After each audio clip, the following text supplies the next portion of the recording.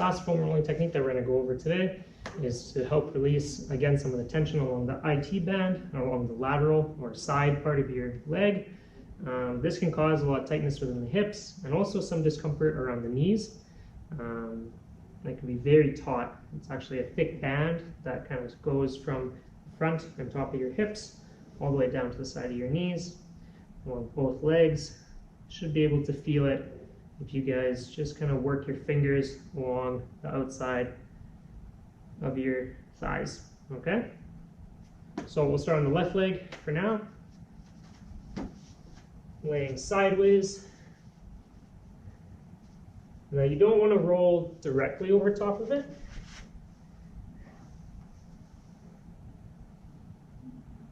So for me, I kind of open up a little bit rather than close like this. I open a little bit. And you can either have both legs out, or you can help support and move by putting the opposite leg out in front and working along here, finding a point of tension, holding for 20 seconds, and then moving along.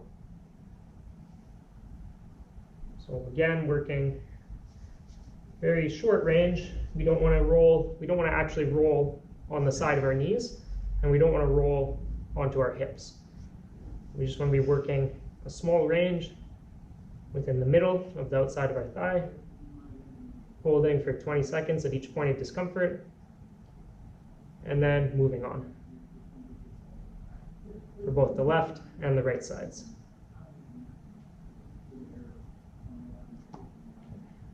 Perfect. Okay. Thanks for tuning in and following this short series on some foam rolling techniques to help open up your hips, loosen up and relieve some of the muscle soreness, some tension on the glutes, the front of the hip, and along the IT band. I hope it helps.